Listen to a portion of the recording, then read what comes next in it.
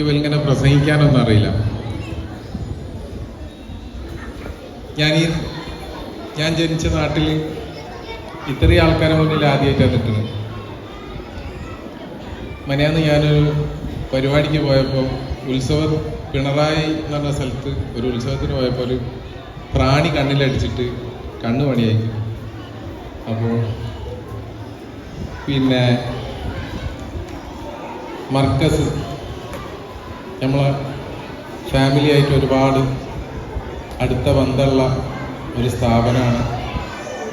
അതിന് പുറമെ ഞാനും നൗഫലും ഒരുപാട് കാലം മുന്നത്തെ സുഹൃത്തുക്കളാണ്. നൗഫൽ ഒരു കാര്യം പറഞ്ഞു കഴിഞ്ഞാൽ വരാതെക്കാൻ പറ്റില്ല, അതുകൊണ്ടാണ് വന്നത്. പ്രത്യേകിച്ച് നൗഫൽ ഒരു വിഷയം ഏറ്റെടുത്ത ആ വിഷയത്തിൻ്റെ പൂർണ്ണതയിൽ എത്തിക്കുന്ന ഒരു മനുഷ്യനാണ്. നമ്മൾ ഒപ്പരയിലും കൊളമരപ്പീടിയിലെ ആ പള്ളി നിർമ്മിക്കുന്നതിലൊക്കെ മുൻപന്തിയിൽ നിന്ന് നൗഫലിന് കൂടെ തന്നെ നമ്മൾ നിന്ന് കൊടുത്താണ്. സ്ഥാപനം ഒരുപാട് വളർന്നു വരുന്നതിൽ ഞാൻ സന്തോഷിക്കുകയാണ്. കാരണം നൗഫൽ ഇന്ത്യയിലെ ഒരുപാട് ഭാഗങ്ങളിൽ വിദ്യാഭ്യാസ സ്ഥാപനമായി പ്രവർത്തിച്ച ഒരു വ്യക്തിയാണ്. ആ കാലഘട്ടത്തിലൊക്കെ കേരളത്തിൻ്റെ പുറത്ത് ഒരുപാട് പ്രവർത്തിച്ചതാണ്. ഞാനിവിടെ വന്ന് ഈ കുട്ടികളെ കാണാൻ വേണ്ടിയിട്ടാണ്. കുറച്ച് കാര്യങ്ങൾ ഈ കുട്ടികളോട് പറയണമെന്ന് തോന്നുന്നുണ്ട്. മക്കളെ, നിങ്ങൾ ജീവിതം തുടങ്ങുന്നതിന് മുമ്പ് തന്നെ, ഈ ഭൂമിയിൽ വരുന്നതിന് മുമ്പ് തന്നെ മത്സരിച്ച് വിജയിച്ചിട്ടാണ് ഈ ഭൂമിയിലേക്ക് എത്തിയത്. കോടാനുകോട് ബീജങ്ങളോട് മത്സരിച്ചിട്ടാണ് നിങ്ങൾ ഉമ്മൻ്റെ ഗർഭപാത്രത്തിലെത്തിയത്. അതിനുശേഷം ഈ ഭൂമിയിലേക്ക് എത്തി. അതായത് വന്ന ദിവസം മുതൽ തന്നെ നിങ്ങൾ വിജയിച്ചുകൊണ്ട് വന്ന മനുഷ്യരാണ്. ഇവിടുന്ന് അങ്ങോട്ട് നിങ്ങൾക്ക് ഇനി ഒരുപാട് മത്സരങ്ങൾ കിടക്കുകയാണ്. ഈ മത്സരങ്ങളൊക്കെ ഫൈറ്റ് ചെയ്ത് വിജയിക്കാൻ ഓൾറെഡി നിങ്ങൾക്ക് കഴിയുന്നതാണ്. കാരണം നിങ്ങൾ ഒരു വിജയിച്ച ആളാണ്. ഞാൻ അറിയപ്പെടുന്നതും നമുക്കൊരു പരിചയമില്ലാത്ത ഒരു സ്റ്റേറ്റിൽ എൻ്റെ ഒരു ഡ്രൈവറെ നഷ്ടപ്പെട്ട്, ആരുടെയും പിന്തുണ ഇല്ല, ആരുടെയും സഹായമില്ല, വളരെയധികം പ്രയാസപ്പെട്ട് ഉദ്യോഗസ്ഥന്മാരുടെ അടിയും കുത്തും ചവിട്ടും പരിഹാസവും നേരിട്ട് കാലാവസ്ഥയോട് പൊരുതി ഒരു സമയത്ത് ഭയങ്കര മഴ, കാറ്റ്, അത് അതിജീവിച്ച് പിന്നെയും മുന്നോട്ട് പോയപ്പോൾ പിന്നീട് ഭയങ്കര വെയിൽ, ചൂട്, അതും അതിജീവിച്ച് അതിൻ്റെ ഇടയിൽ പല ആളുകളുടെ കുത്തുവാക്കുകൾ, പരിഹാസങ്ങൾ, ഇതൊക്കെ സഹിച്ച് നിങ്ങളിപ്പോൾ ഇരിക്കുന്ന ഇതേമാതിരത്തെ ഒരു ടൈൽസ് ഇട്ട ഒരു ഫ്ലാറ്റിൽ നിലത്ത് ഒരു പായ് പോലും പിരിക്കാൻ ഓർമ്മയില്ലേന്. അങ്ങനത്തെ സാഹചര്യത്തിൽ അവിടെ കിടന്ന് 72 ദിവസം മെനക്കെട്ടിട്ടാണ് ഞാൻ വിജയിച്ചത്. അപ്പോൾ ഈ വിജയം എന്ന് പറയുന്നത് വളരെയധികം പ്രയാസപ്പെട്ടിട്ട് കിട്ടുന്ന ഒരു സാധനമാണ് വിജയം. നിങ്ങൾ പഠിക്കുമ്പോഴും നിങ്ങൾ ഒരുപാട് പ്രയാസങ്ങൾ ഉണ്ടാവും. ആ പ്രയാസങ്ങളൊക്കെ തരണം ചെയ്താലേ നമുക്ക് വിജയം എന്ന് പറഞ്ഞ സാധനം ഉണ്ടാവുള്ളൂ. ഈ വിജയം എന്ന് പറയുന്നത് എളുപ്പത്തിൽ എവിടെയും പോയി വാങ്ങാൻ പറ്റുന്ന ഒരു സാധനമല്ല. വിജയം ഒരുപാട് കഷ്ടപ്പെടേണ്ടി വരും, പ്രയാസപ്പെടേണ്ടി വരും, അപ്പോഴേ വിജയത്തിലെത്തുള്ളൂ. നമ്മൾ പ്രതിനാദം ചെയ്യുന്ന ഈ ഒരു ദീനിൻ്റെ മെയിൻ സ്തംഭമായ ഖുർആൻ എന്നെ തുടങ്ങുന്നത് ഇഖ്റയിൽ നിന്ന് തുടങ്ങും. വായിക്കുക എന്ന് പറഞ്ഞിട്ടാണ് തുടങ്ങുന്നത്. അങ്ങനത്തെ ഒരു മതത്തിൽപ്പെട്ട വ്യക്തികളാണ് നമ്മളെ നബി പഠിപ്പിച്ചിരിക്കുന്നത്. വിദ്യാഭ്യസിക്കാൻ ചൈന വരെ പോയാലും അവിടെ പോയി പഠിക്കണം എന്ന് പറഞ്ഞ ഒരു മതത്തിൽപ്പെട്ട ആൾക്കാരാണ്. നമുക്കിന്ന് നമ്മളെ ഒരുപാട് ദൂരമൊന്നും അല്ലാതെ തന്നെ, നമ്മളെ വീട്ടിൽ നിന്ന് അധികം ദൂരം അല്ലാതെ തന്നെ ഇവിടെ മർക്കസ് എന്ന് പറഞ്ഞ സ്ഥാപനം നൗഫലും കൂട്ടരും ഇവിടെ തുടങ്ങുക എന്ന് പറയുന്നത് അവർ ഒരുപാട് പ്രയാസപ്പെട്ടിട്ടായിരിക്കും തുടങ്ങിയിട്ടുണ്ടാവുക.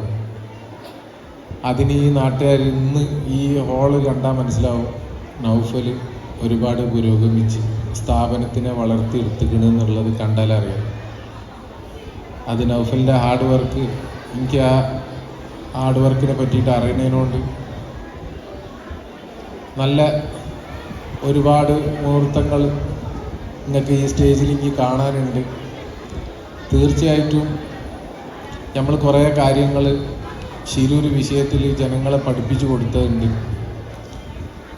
ഒരു പ്രയാസം വന്നു കഴിഞ്ഞാൽ ജാതി മതം നോക്കാതെ നമ്മളെല്ലാവരും ഒറ്റക്കെട്ടായി ഒരു വിഷയത്തിന് വേണ്ടി ഇറങ്ങണം. അത് ഈ കേരളം കാണിച്ചെന്ന് നമുക്ക് എത്തിപ്പിടിക്കാൻ പറ്റാത്ത അപ്രാപ്യമായ ഒരു വിഷയത്തെ വിജയിപ്പിക്കാൻ കേരളത്തിലെ മൊത്തം ജനങ്ങൾ കൂടെ നിന്ന് തന്ന് അതിൻ്റെ വിജയമാണ് ശിരൂർ വിജയം. അതുപോലെ തന്നെ നമ്മൾ ശിരൂർ വിഷയത്തിൽ ജനങ്ങളെ പഠിപ്പിച്ച് ഒരു തൊഴിലാളിനോട് എങ്ങനെ പെരുമാറണം, എന്താണ് ഒരു മുതലാളിൻ്റെ കടമ തൊഴിലാളിനോട്, അത് നമ്മൾ വൃത്തിയായിട്ട് കാണിച്ചു കൊടുത്തു.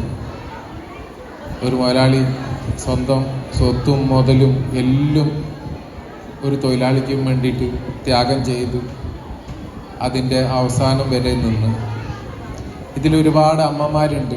ഈ അമ്മമാർക്കൊക്കെ അറിയാം മക്കളെ നഷ്ടപ്പെട്ടാലുള്ള വിഷമം എന്താണെന്നുള്ളത്. നമ്മൾ ആ ഒരു കാത്തിരിപ്പ്, ഒരമ്മൻ്റെ കാത്തിരിപ്പ് നമ്മൾ അവസാനിപ്പിച്ചു കൊടുത്തു.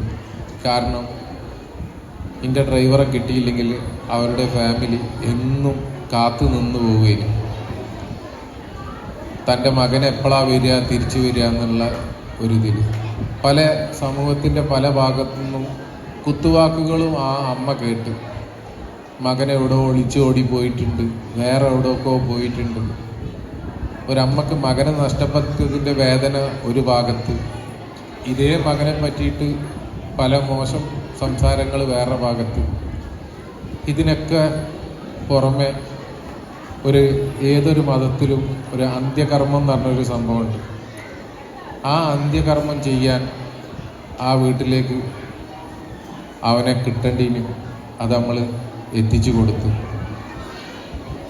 അതേമാതിരി തന്നെ ഞാൻ ഈ ഒരു ദൗത്യത്തിന് 72 ദിവസം മുന്നിട്ടിറങ്ങിയത് ഞാൻ എന്തോ ഒരു അമാനുഷികനൊന്നല്ല. ഞാനൊരു സാധാരണ മനുഷ്യനാണ്. എനിക്കും പ്രയാസങ്ങളും വിഷമങ്ങളും ഒക്കെ ഉണ്ടാവുന്ന ആളാണ്. എൻ്റെ വിഷമങ്ങളിൽ എൻ്റെ കുടുംബം കൂടെ നിന്ന്, കുടുംബം എന്ന് പറയുമ്പോൾ എൻ്റെ ഭാര്യ, ഉമ്മ, പെങ്ങന്മാർ അതല്ല, അത് കഴിഞ്ഞിട്ടുള്ള കുടുംബം ഉണ്ടല്ലോ, എളാപ്പ, മൂത്താപ്പ, മക്കൾ, ഇവരൊക്കെ ഇവരെ സ്ഥാപനം വരെ കൂട്ടിയിട്ട് 72 ദിവസവും രാവും പകലും എൻ്റെ കൂടെ ആ ഗംഗാവലിപ്പുഴേൻ്റെ സൈഡിൽ നിന്ന്. ഒരു പ്രയാസം വരുമ്പോൾ അങ്ങനെ ആവണം. അതൊക്കെ ഇപ്പം നഷ്ടപ്പെട്ടും കൊടുക്കുന്ന ഒരു കാലഘട്ടത്തിൽ നമ്മൾ ജീവിക്കുന്നത്. നമ്മളെ കാര്യമായി അതൊക്കെ മാറ്റി ഒരു കുടുംബത്തിലെ ഒരു അംഗത്തിന് ഒരു പ്രയാസം വരുമ്പോൾ മറ്റുള്ള എല്ലാ കുടുംബാംഗങ്ങളും കൂടെ നിന്ന് സപ്പോർട്ട് ചെയ്ത് എന്നാലേ വിജയിക്കുകയുള്ളൂ.